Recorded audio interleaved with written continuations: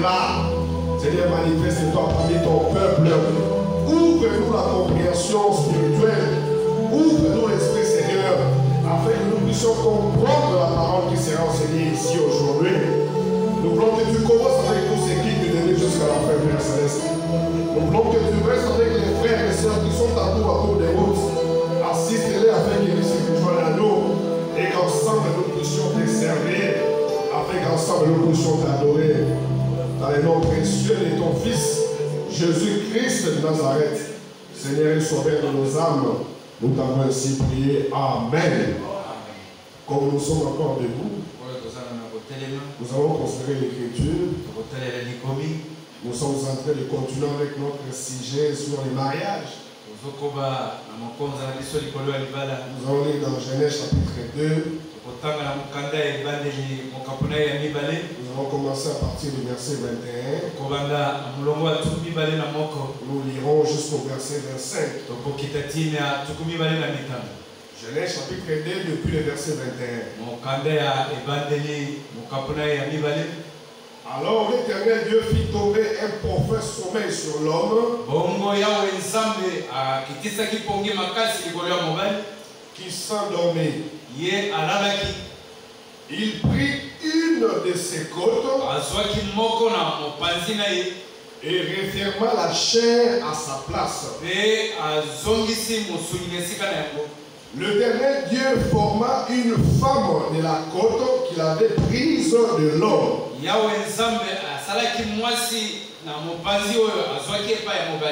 Et il l'amena vers l'homme.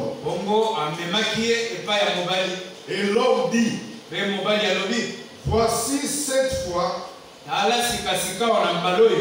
celle qui est os de mes os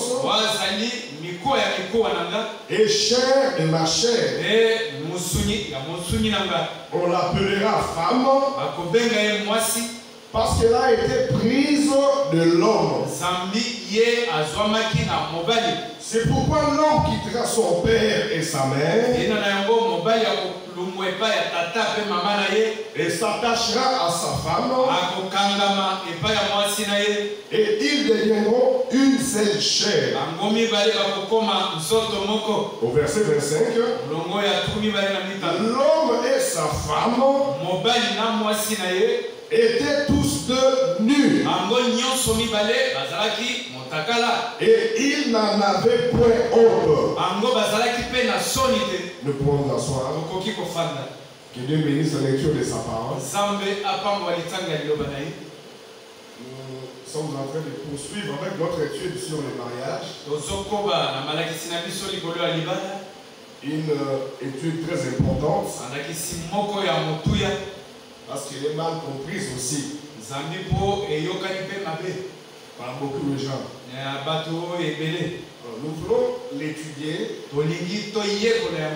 conformément à la révélation que Dieu nous a donné lui-même à travers ses serviteurs. Il y a beaucoup de points que nous allons aborder ici. La position de l'homme par rapport à la femme. La position de la femme par rapport à l'homme. Le choix d'une épouse. Et quand est-ce qu'il faut divorcer?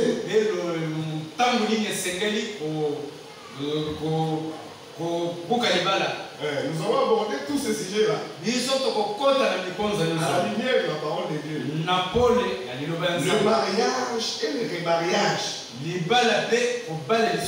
ainsi que le divorce. Nous allons aborder tous ces points-là. Il y a un frère qui m'a dit combien de fois on doit se marier et combien de fois on peut divorcer.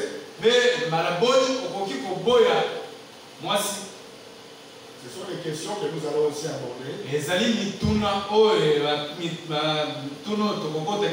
dans cette série de différentes prédications.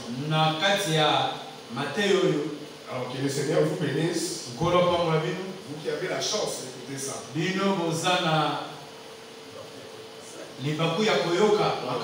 Frère, je vais nous conduire avec un bon cantique.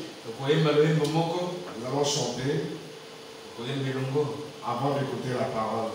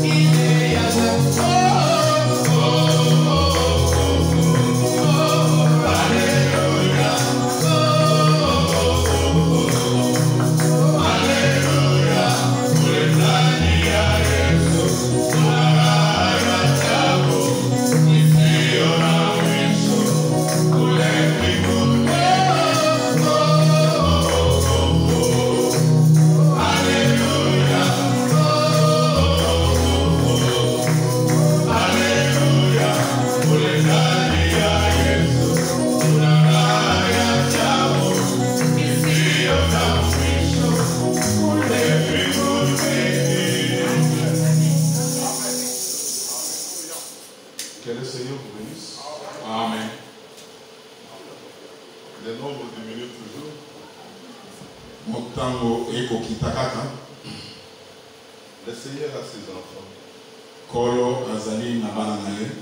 Ce sont ses enfants qui ont besoin de la profondeur de la parole. Mais les autres, la profondeur, ils ne les intéressent pas.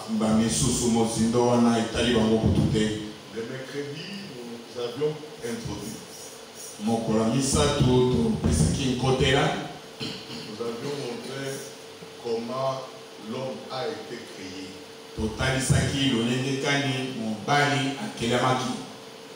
Dans la création de Dieu, c'est l'homme qui était la dernière à être créée. Quand il a créé les animaux, d'abord par la parole, ensuite ils étaient modelés par la terre.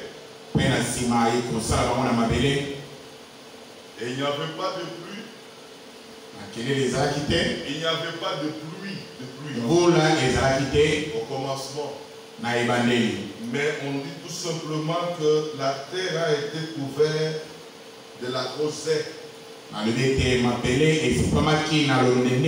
Et ensuite, les herbes et les arbres ont commencé à pousser. Et l'homme a été créé ainsi, par être modelé par la terre. Nous évoluons avec l'étude de la parole.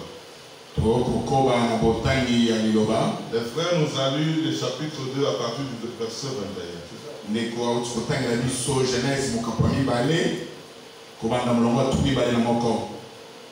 Alors l'Éternel Dieu fit tomber l'homme, un profond sommeil sur l'homme.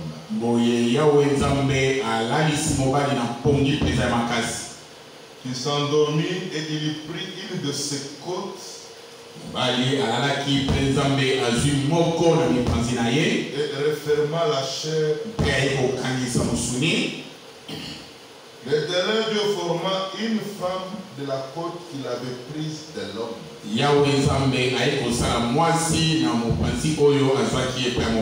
Et il amena vers l'homme.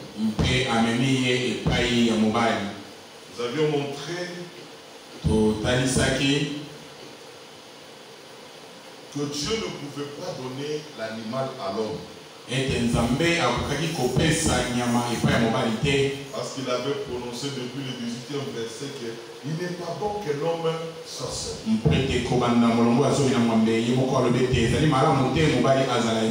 Je lui ferai une aide semblable. J'ai toujours réfléchi, vous sentez les gens qui se moquent plus de Jésus-Christ? Ils disent qu'il a été sur la terre célibataire. C'est ce que les gens disent, c'est moque de Dieu. Mais un poids ne peut pas se moquer de Jésus-Christ. Comment lui pouvait être marié aussi longtemps que l'épouse n'était même pas formée? Et l'épouse n'étant même pas sauvée. Parce que sa mission sur la terre, il était venu pour que l'épouse soit formée. Et ensuite, l'épouse doit être sauvée. C'est pourquoi on dit le Rédempteur, ton époux. C'est-à-dire qu'il doit racheter l'épouse pour que l'épouse soit sa femme. Quand on dit qu'il n'est pas bon que l'homme soit seul, cette écriture s'attribue aussi à Jésus-Christ. Il ne pouvait pas y demeurer seul. Toute la vie qu'il a fait sur la terre, c'était l'étape de la création. Parce que l'étape de la création prend des millénaires. Il a créé le ciel et la terre. Et tout ce qui s'est trouvé pendant 6 jours. Pierre a dit lui-même que un jour est comme 1000 ans. 1000 ans, c'est comme un jour devant le Seigneur. C'est comme ça qu'il a créé. Pendant 6 millénaires. Pendant 6 âges. C'est au 7e. Il est allé se reposer. Et après avoir se reposé, Adam a eu une femme. Il n'a pas eu la femme pendant le 6 âges. Non. Il a eu la femme après cet âge. C'est là qu'il a eu Ève. C'est prophétique. C'est ainsi Christ, Dieu lui-même a travaillé aussi pendant 6 ans. Au 7e, il se repose. Et à la fin du 7e, dans l'âge de l'épouse, c'est l'âge du mariage, où il a eu la femme. Ce sont toujours les gens qui n'ont pas la connaissance de la parole, ils peuvent dire que Jésus était célibataire. Parce que le type ne faillit pas. Il faut d'abord comprendre le type, c'est ainsi que tu peux parler. L'Éternel Dieu formant de la terre, il formant, ça prend du temps. Quand il créait les herbes, les arbres, ça poussait par la terre. Les animaux sont venus par la terre. William Branham dit que tout ce temps-là, il cherchait une créature parfaite. La créature parfaite, c'était l'homme. Tout ce temps, depuis Genèse jusqu'à Malachie, il cherchait l'homme. Et il a eu l'homme. C'est ainsi que vous allez voir dans le répertoire de Caïphe, de Hérode, Pilate. Ils ont dit, une fois nous avons entendu un homme parler. C'était lui l'homme. C'est ce qu'on pouvait dire, voici l'homme. Vous avez déjà dit ça dans la Bible, où on le peut dire, voici l'homme. C'est lui l'homme parfait. C'est lui la réalité qu'on cherchait pendant tout ce temps. Il dit, formant des animaux du champ, tout. L'Éternel Dieu forma de la terre des animaux de champ. J'ai lu le verset 19. Et le champ et tous les oiseaux du ciel, il les fit venir vers l'homme pour voir comment il les appellerait.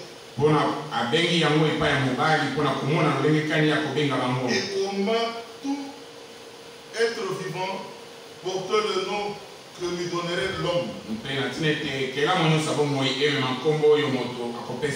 Dieu les a créés. Les animaux, les oiseaux, maintenant il les conduit vers l'homme. Vers le véritable homme comme aujourd'hui.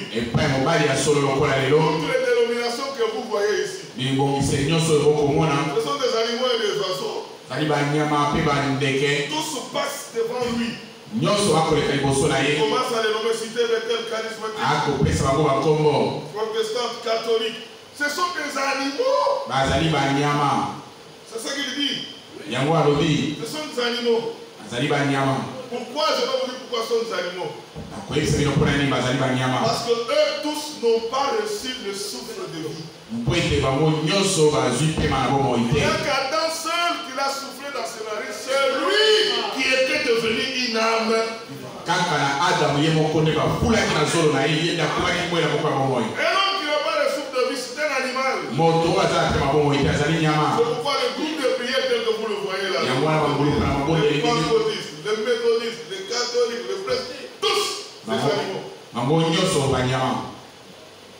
Il va le faire passer devant l'homme pour que l'homme pointe. Pourquoi il devrait lui donner le nom?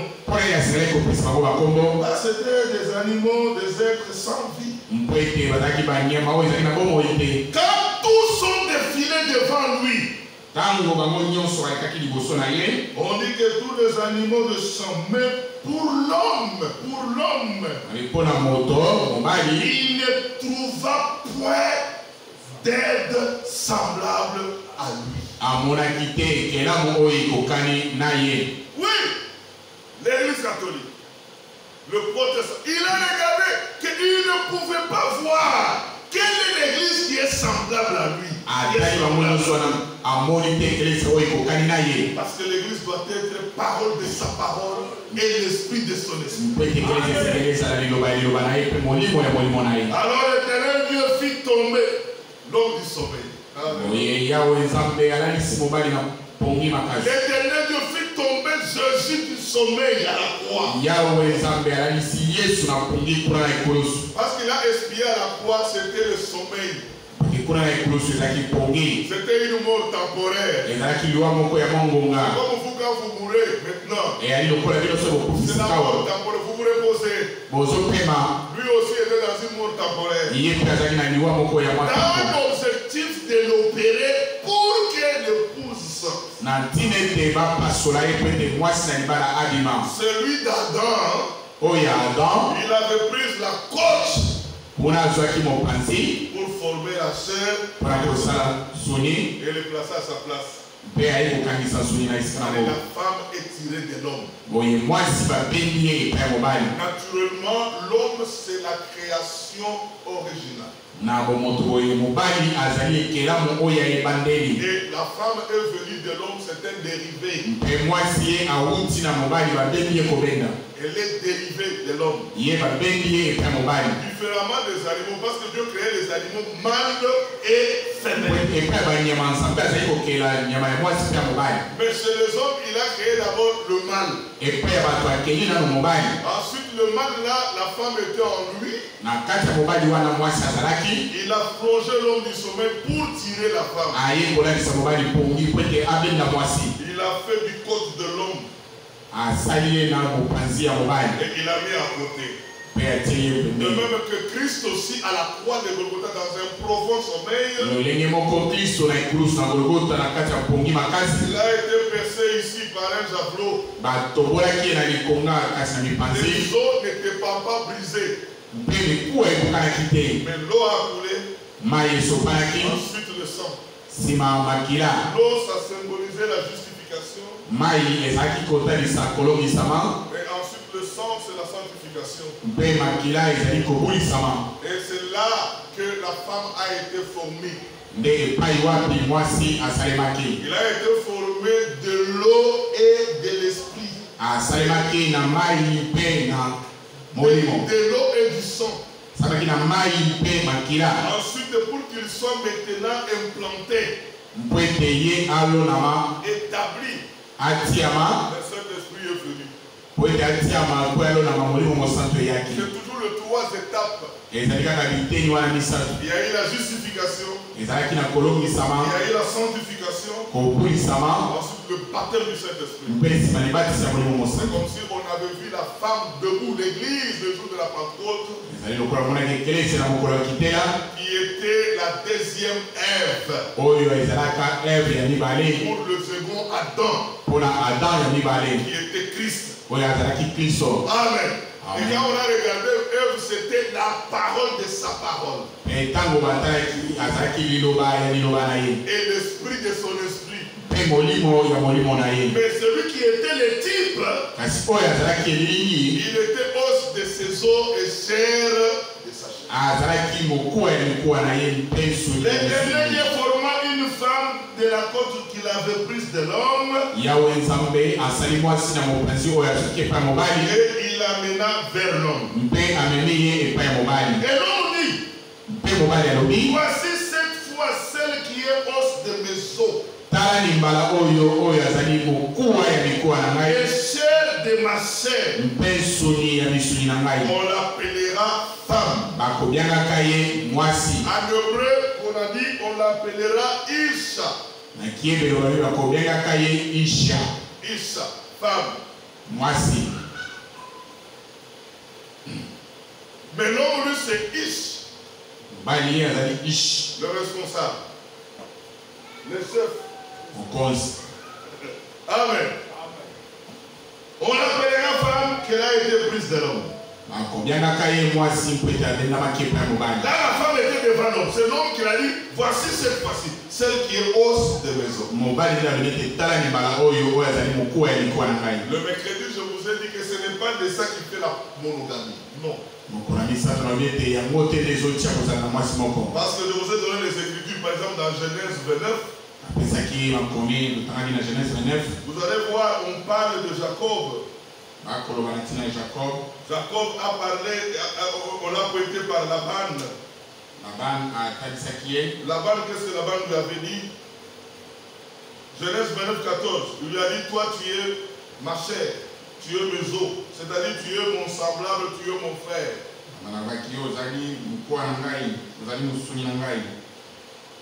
Dans Genèse 37 aussi, le frère de Moïse et le frère de Joseph, ils se sont dit qu'on ne le tue pas, qu'on le vend. Parce que lui est notre chair. Ça veut dire il est notre frère. Il est notre semblable. Quand vous allez aussi dans 1 Samuel, ce sont des écrits, il faut les écrire. Parce que vous allez vous défendre. Dans 1 Samuel 5.1. David. Non, je me suis 2 Samuel 5.1. Il dit, tous les 12 tribus sont venus devant David. Ils ont dit que David, tu es notre os. Tu es notre chair. Règne sur nous. Tous les 12 tribus ont dit que nous sommes os de ces os. C'est-à-dire que tu es notre frère. Tu es mon semblable. Nous avons la même chair et le même os parce que nous sommes de la même source. Mais beaucoup de gens prennent ça pour dire que c'est ça la monogamie. Non. Je vais vous dire, en ce temps ici, quand l'homme a été créé de la poussière, la femme était en lui.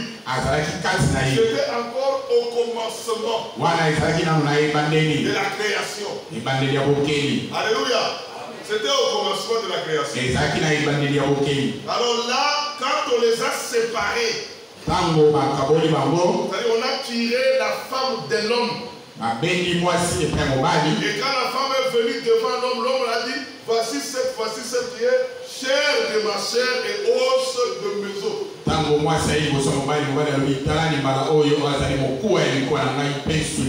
C'était toujours au commencement. Je vais noter quelque chose, vous aussi vous allez noter. C'est au commencement, dans cette période de la création, Adam et Ève, ils étaient doubles. La première chose, l'homme portait la femme en lui. Ensuite, ce qui était double, c'était spirituel. Mais quand ils sont arrivés à faire la chair, Dieu a séparé la femme de l'homme. Il y a eu un homme et une femme. Mais vous constaterez qu'ici, ils étaient nus. Amen. Ils étaient nus. Ils ne connaissaient pas la nudité.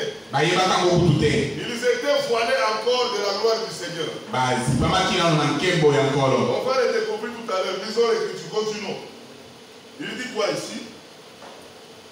Nous étions dans quel verset?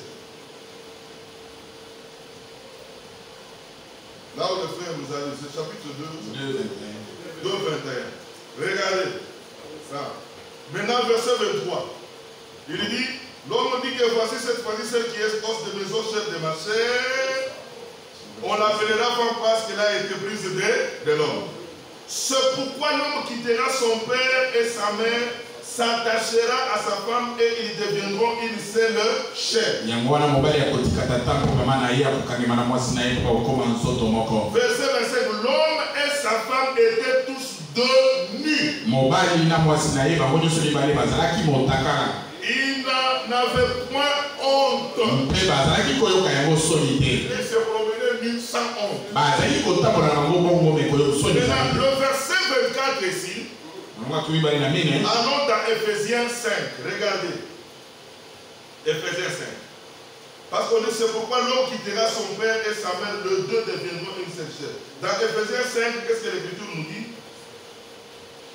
Prenons, lisez avec moi le verset 29. Commençons, il dit, car jamais personne n'a haï sa propre chair, mais il a nourri, en prend soin. Comme Christ le fait pour son Église. C'est-à-dire Christ est le mari de l'Église. Parce que nous sommes membres de son corps. Maintenant le verset 31 dit, c'est pourquoi l'homme quittera son père et sa mère, s'attachera à sa femme, les deux deviendront une seule chair. C'est-à-dire, il a répété le verset de Genèse, non? Maintenant il vous explique ce verset là au verset 32. Il dit, ce mystère est grand. C'est le mystère où l'homme quittera son père. Il dit, ce mystère est grand. Il dit, j'ai dit cela par rapport à Christ et à l'Église. Dites amen. Vous avez vu ce mystère? L'homme par excellence, c'est Christ. Celui qui a quitté le ciel pour la terre. Il est venu se battre. Alléluia. Il a